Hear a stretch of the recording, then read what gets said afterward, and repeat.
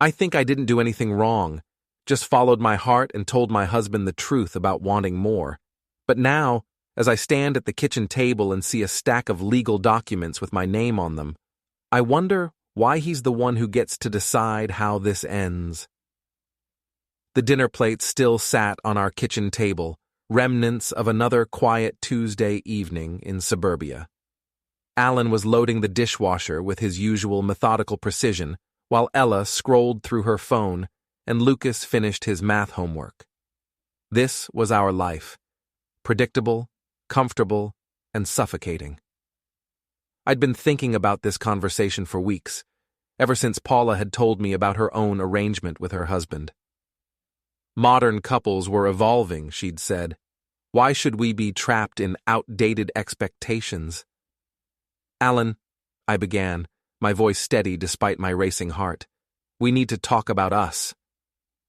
He looked up from the dishwasher, his brown eyes curious, but unsuspecting. After 15 years of marriage, he still trusted me completely. What about us? I think we need more excitement in our relationship. More freedom. The kitchen fell silent, except for the hum of the refrigerator. Even the kids had stopped what they were doing. What do you mean by freedom? Alan asked slowly, his hands still holding a dinner plate. I mean that maybe we shouldn't limit ourselves to just each other. Everyone's doing it now. Open marriages, exploring connections with other people. It's healthy. The plate slipped from Alan's hands and clattered into the sink. Are you talking about seeing other people? It doesn't have to be a big deal, I said quickly, glancing at Ella and Lucas, who were pretending not to listen. We can set boundaries, be honest with each other. I just think I might find what I need in another man, and that's okay. That's normal now. Alan's face went pale. Mireille, what brought this on? Are we having problems I don't know about? This was exactly what I'd expected. His old-fashioned thinking, his inability to see beyond traditional marriage. It's not about problems, Alan. It's about growth, about not settling for less than we deserve. Less than we deserve? His voice cracked slightly. I thought we were happy. You're happy, I corrected. But I need more. I deserve more. Ella suddenly stood up, her chair scraping against the floor. Are you guys getting divorced? She asked, her 16-year-old voice sharp with accusation. No, sweetheart, I said soothingly. Mommy and Daddy are just talking about making our relationship more modern, more honest. That's disgusting, Ella spat before storming upstairs. Her bedroom door slammed hard enough to shake the ceiling. Lucas looked between Alan and me with wide, frightened eyes. I don't understand. What's happening? Before we dive deeper into this story, I have one small request. Please subscribe, drop a like, comment, and hit that hype button to boost this channel so more people can discover these incredible stories. Alan moved to our son's side, his hand gentle on Lucas's shoulder. It's okay, buddy. Mom and I just need to work some things out. But are you getting divorced? Lucas pressed. I felt a flash of irritation. Why was everyone being so dramatic? Nobody's getting divorced. I'm trying to save our marriage by being honest about what I need. Alan's jaw tightened. Mireille, can we continue this conversation privately? There's nothing to hide from the children, I said. This is about creating a more open, honest family dynamic. Please, Alan said quietly. Just give me some time to process this. I studied his face, the confusion, the hurt, the desperate hope that I might take it all back. But I'd already made up my mind. Paula was right. I deserved to feel alive again, to feel desired, to experience the butterflies that Julian gave me every time he smiled at me across the office. I've already thought this through, Alan. I'm not asking for permission. I'm telling you how things are going to be. That night, Alan slept in the guest room for the first time in our marriage. As I lay alone in our king-sized bed, I felt a mixture of liberation and unease. I'd taken the first step toward the life I wanted, so why did the house feel so quiet, So cold. I texted Paula. I did it. Told Alan everything. He's processing, but I think he'll come around. Her response came quickly. So proud of you. You're being true to yourself. That's what matters. But as I drifted off to sleep, I couldn't shake the image of Lucas's frightened face or the sound of Ella's door slamming. Change was never easy, I reminded myself. They'd understand eventually. The next morning, Alan left for work without his usual goodbye kiss. He'd made coffee for himself, but not for me, a small omission that felt deliberately pointed. I chose to see it as his immaturity rather than hurt. At the office, I found myself watching Julian more intently. He was everything Alan wasn't. Spontaneous, charming, unencumbered by the weight of mortgages and parent-teacher conferences. When he asked if I wanted to grab coffee during our lunch break, I said yes without hesitation. "You look different today," Julian observed as we settled into our usual corner booth at the trendy cafe downtown. "More free." "I told my husband about us," I said, enjoying the way his eyebrows shot up in surprise. "You told him about us?" Julian leaned back. "What exactly did you tell him?" "That I need more than what he can give me, that I deserve to explore connections with other people." I reached across the table and touched his hand. "That I might find what I need in another man." Julian's smile was slow and appreciative. "And how did he take it?" "He's adjusting. It's a lot for someone as traditional as Alan to process." "So you're really doing this? The open marriage thing?" "We're evolving," I said confidently, moving beyond outdated expectations. That evening, Paula came over with a bottle of wine and her usual supportive energy. We sat in the living room while Alan worked late in his home office and the kids stayed upstairs. "I'm so impressed with your courage," Paula said, refilling our glasses. "Most women just suffer in silence, but you're actually doing something about it." "It wasn't easy," I admitted. "But I realized I was slowly dying in this suburban routine. I'm only 35. I have so much life left to live." "And Alan? Is he being supportive?" I hesitated. "He's struggling with it. He keeps asking if he's done something wrong, if there's something he can change. He doesn't understand that this isn't about him failing. It's about me growing." "Men always make it about them," Paula said knowingly. "They can't accept that we might need something they can't provide." When Alan finally emerged from his office around 10 p.m., he found us laughing over our second bottle of wine. His face was drawn, his eyes red-rimmed from staring at computer screens, or perhaps from something else. "Paula," he said politely, "I didn't know you were here." "Just supporting my girl," Paula replied with a bright smile. "She's been so brave, taking charge of her happiness." Alan's jaw worked silently for a moment. "Mireille, can I speak with you?" "We're having a conversation," I said. "Paula's helping me process everything." "I'd like to speak with my wife privately." The emphasis on wife wasn't lost on any of us. Paula squeezed my hand and gathered her purse. "Call me tomorrow, honey. Remember, you're doing nothing wrong." After Paula left, Alan sat heavily in his recliner, the chair that had been his refuge for weekend football games and late-night reading. "The kids are asking questions," he said quietly. "Ella won't come out of her room, and Lucas asked me if Mommy has a boyfriend." "They'll adjust," I said. "Children are more resilient than we think." "Mireille, please, help me understand this. What can I do to fix whatever's wrong between us?" His vulnerability should have moved me, but instead it irritated me. Why couldn't he see that this wasn't about fixing anything? This was about me finally living authentically. "Nothing's wrong with you, Alan. This is about me needing more than any one person can provide. I'm doing this for us, to save our marriage by being honest about my needs." "How is sleeping with another man saving our marriage?" "Because I won't have to live with resentment. I won't have to wonder, what if? I can explore this connection with Julian, and still come home to you and the kids. Alan flinched at Julian's name. So there is someone specific. There doesn't have to be drama about this, I said. Julian understands that I'm married, that I have responsibilities here. We're just exploring a connection. A connection, Alan repeated flatly. Yes. An emotional and physical connection that fulfills needs you can't meet. Alan stood up abruptly. I can't do this tonight, I can't. He headed toward the guest room, then paused at the bottom of the stairs. Mireille, I love you. I love our family. If there's anything at all, that I can do to make you happy without destroying what we've built, please tell me.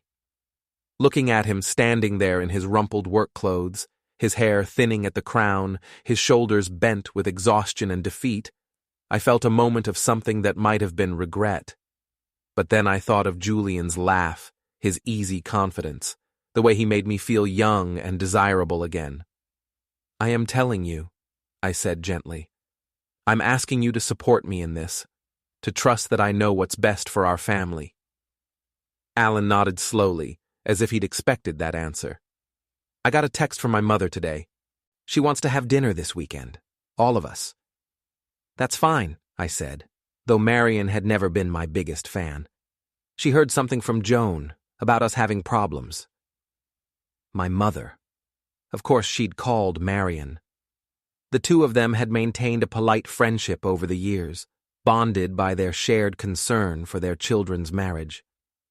There are no problems, I said firmly. Just changes. Growth. Alan climbed the stairs without another word. Later, as I scrolled through my phone in our empty bedroom, I found a text from Julian. Thinking about you. Tomorrow can't come soon enough.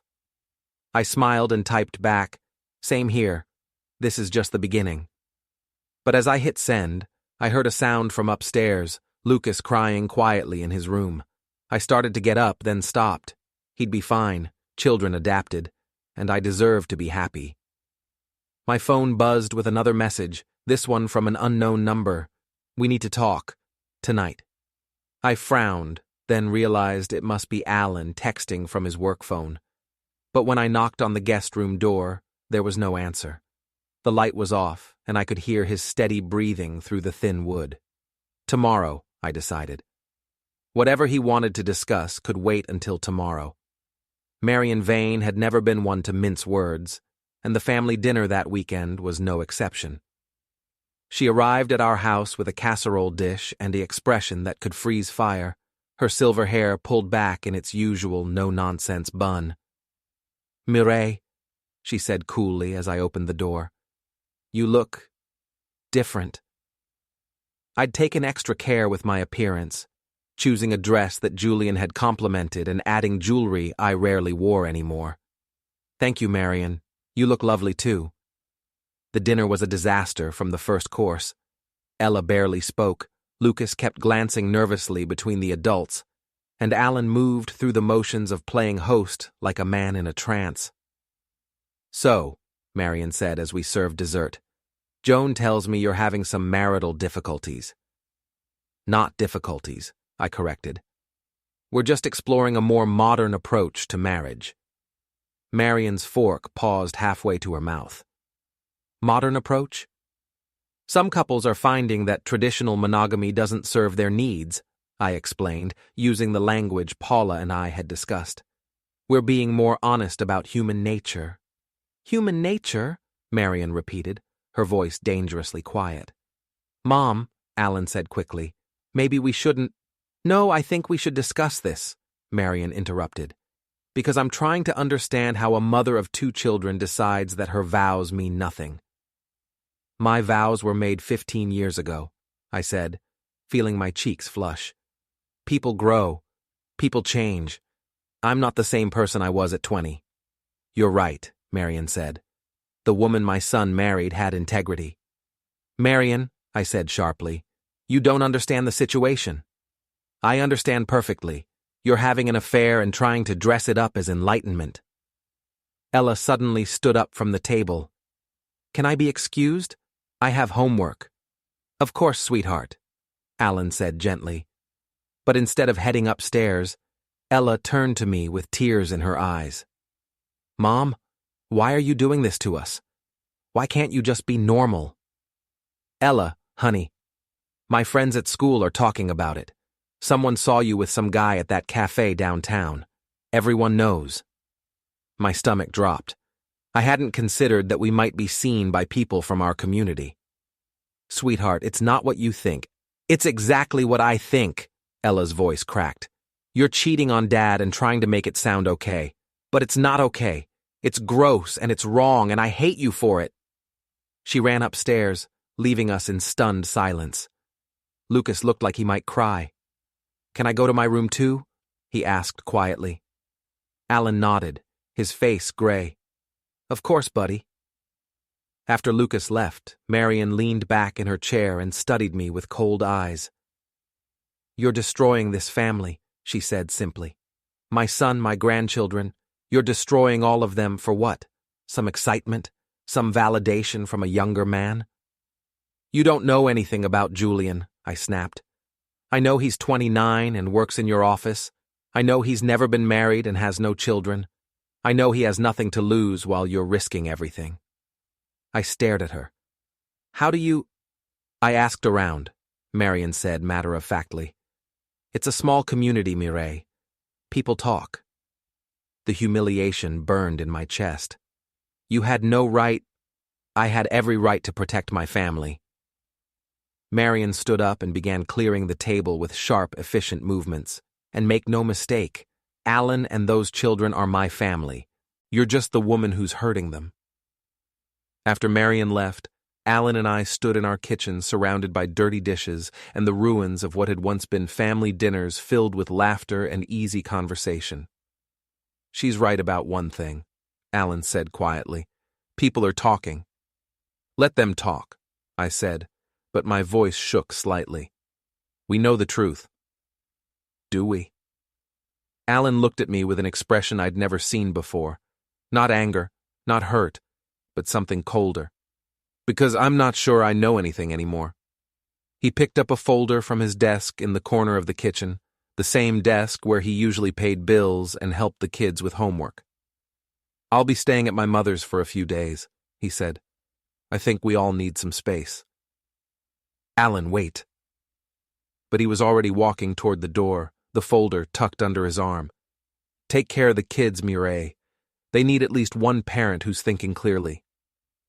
After he left, I found myself alone in the house with two children who wouldn't speak to me, and a silence that felt accusatory. I called Paula, desperate for the validation that had sustained me through the past weeks. They'll come around, Paula assured me. This is just the adjustment period. You're being brave, honey. You're living authentically. But as I hung up the phone and looked around our empty living room, I wondered why living authentically felt so much like living alone. My phone buzzed with a text from Julian. Can't wait to see you tomorrow. This secrecy is kinda hot, isn't it? I stared at the message for a long time before responding. Secrecy. Was that what this was? I'd told myself I was being honest, open, authentic. But Julian seemed to see our relationship as something hidden, something illicit. See you tomorrow, I typed back, but the excitement I usually felt was muted by the echo of Ella's words. Everyone knows. Maybe that wasn't such a bad thing, I told myself. Maybe it was time for everyone to know that Mireille Van was more than just a suburban housewife. Maybe it was time for them to see that I was a woman with needs, desires, and the courage to pursue them. But as I turned off the lights and headed upstairs to my empty bedroom, I couldn't shake the feeling that something fundamental had shifted. The house felt different, not liberated, but abandoned. Not honest, but hollow.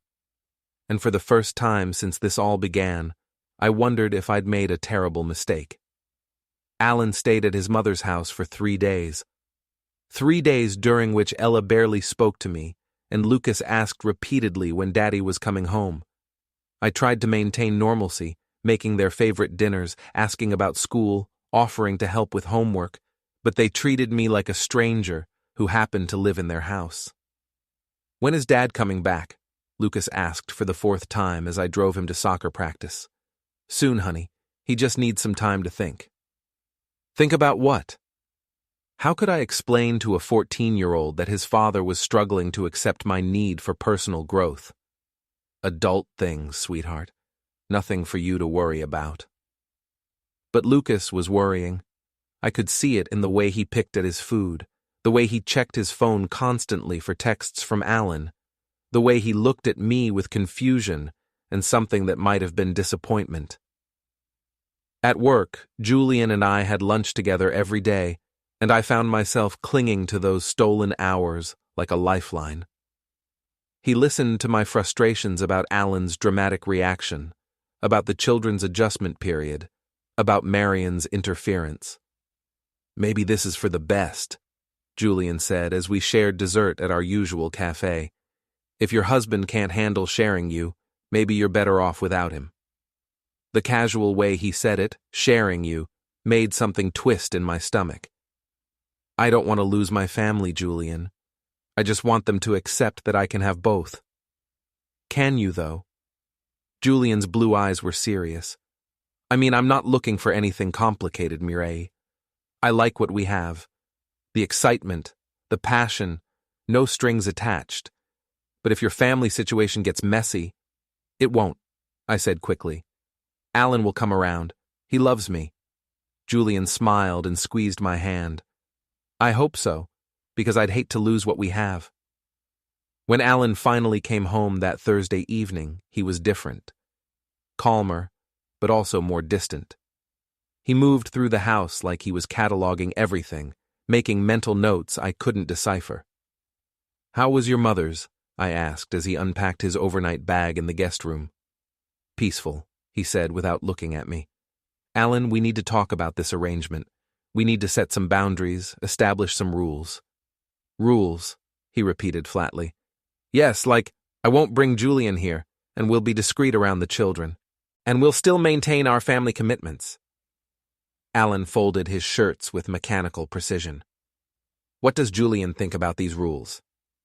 He's fine with them. He understands that I have responsibilities. How generous of him. The sarcasm was new.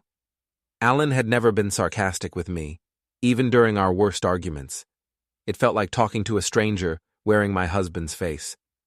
I know this is hard, I said gently, but I think once we establish some structure around it, you'll see that nothing has to change for us. For our family. Alan finally looked at me. Everything has already changed, Mireille. That weekend, I decided to host a small gathering, just Paula and a few friends from work. I wanted to reclaim our house, to fill it with laughter and conversation and normalcy. I also wanted to show Alan that I could balance my new relationship with my family responsibilities. The party was going well until Marion showed up unannounced. I came to check on the children, she said, surveying the wine glasses and appetizers scattered around our living room. I see you're celebrating. Just having some friends over, I said, trying to keep my voice light. Paula, emboldened by wine and righteousness, stepped forward. Mireille deserves to be happy, Mrs. Vane. She's been sacrificing her own needs for years. Marion's smile was arctic. Sacrificing. Is that what we're calling marriage now? Modern women don't have to choose between family and personal fulfillment, Paula continued. Mireille is pioneering a new way of living authentically. Where are my grandchildren during this pioneering? Marion asked. Upstairs doing homework, I said defensively. And my son? I glanced toward the guest room where Alan had retreated with his laptop an hour ago. Working. Marion nodded slowly. Working while his wife entertains friends who encourage her to destroy their marriage. How modern. After everyone left, I found Alan in the kitchen, methodically loading the dishwasher.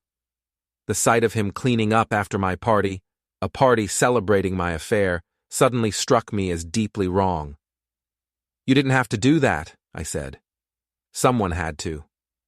Alan, I want you to know that Julian means nothing compared to our family. You and the kids will always come first. He paused, a wine glass in his hands. Will we? Of course. Then end it.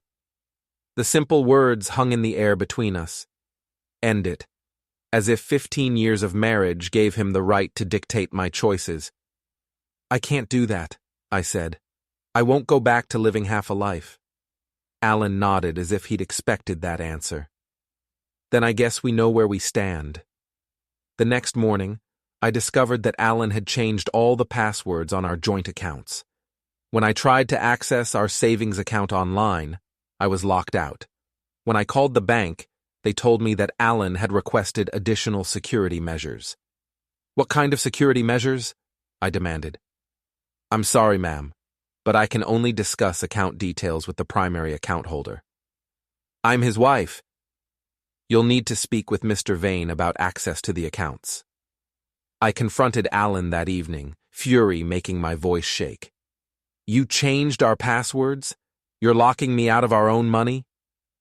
I'm protecting our assets, he said calmly, making sure nothing disappears while we work through this situation. Disappears? You think I'm going to steal from us? I think you're making decisions that affect our entire family without considering the consequences. I'm just being cautious. This is financial abuse, Alan. He looked at me with that new cold expression. No, Mireille. Financial abuse would be draining our accounts to fund an affair. I'm preventing that possibility. The word affair hit like a slap. I'd been so careful to frame this as personal growth, as modern marriage, as authentic living. But Alan was stripping away all my careful language and calling it what everyone else saw, an affair. I've never taken money. You've been using our credit cards to pay for hotel rooms, Alan said quietly. The Marriott downtown, every Tuesday and Thursday for 3 weeks. My stomach dropped. I'd forgotten about the hotel charges, the afternoons when Julian and I needed privacy, needed somewhere that felt like ours. That's different. That's not stealing. Isn't it?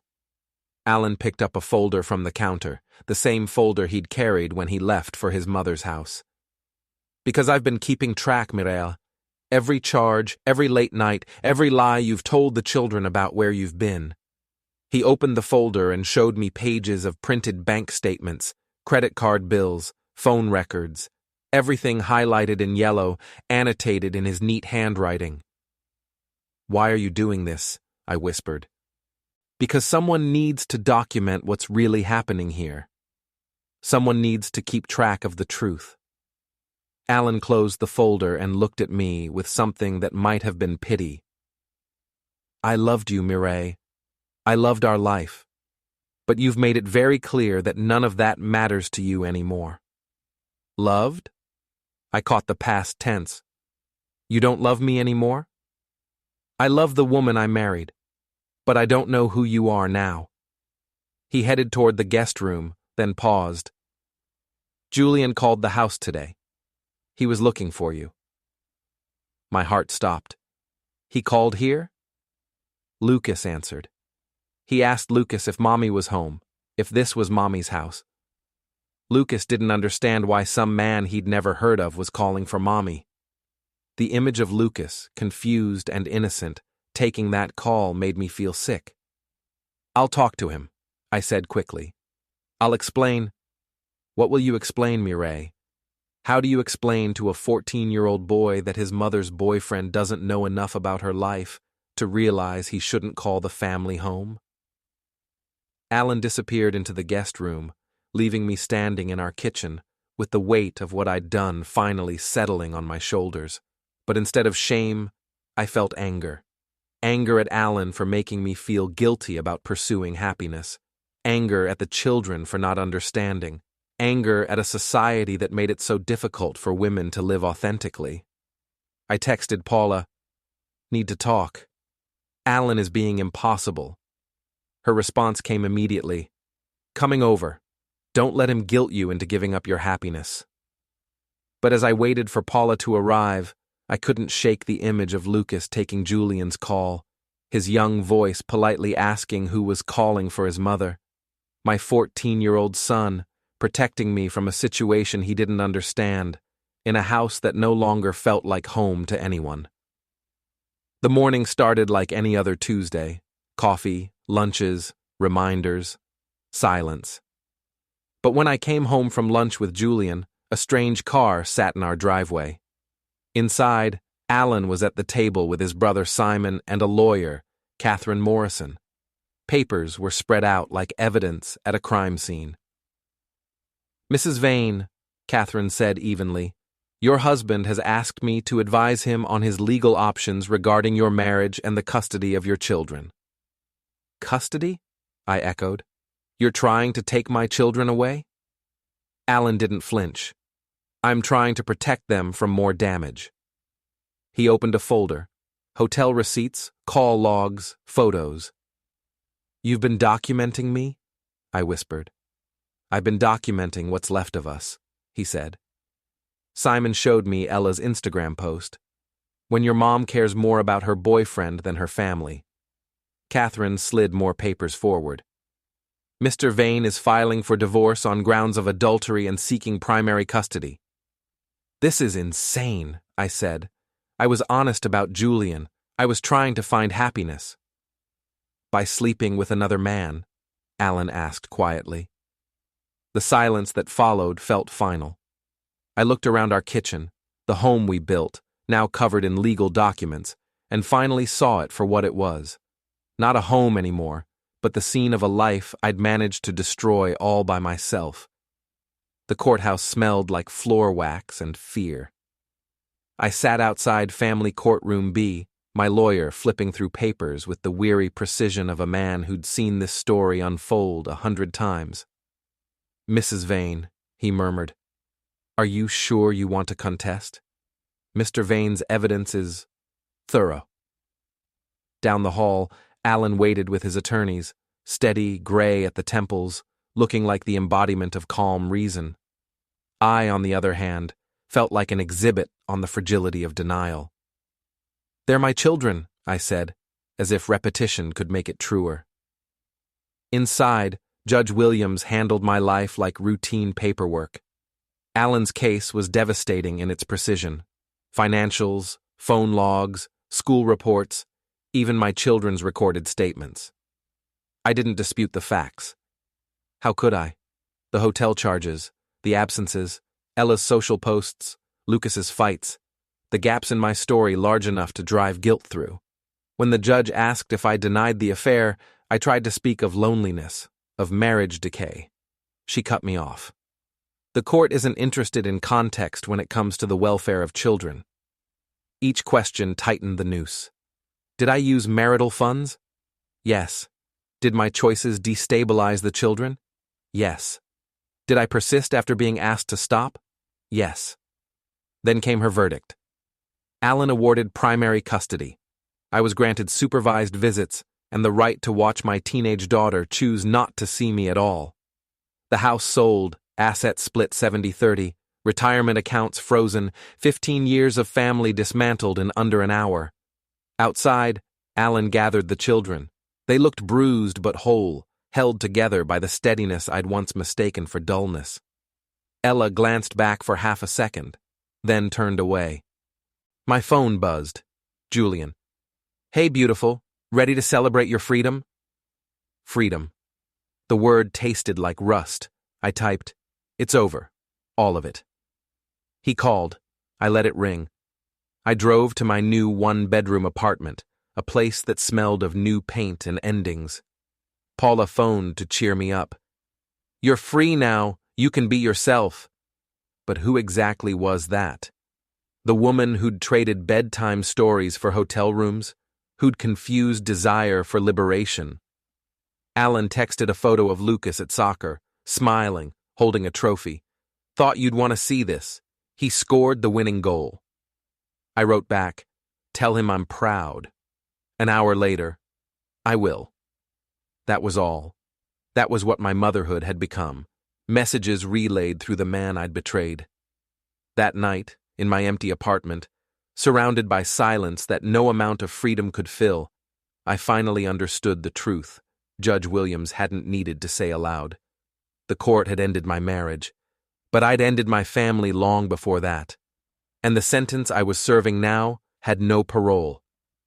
Don't forget to hit like, subscribe, and turn on the bell so you don't miss the next story. Write in the comments from which city you are watching,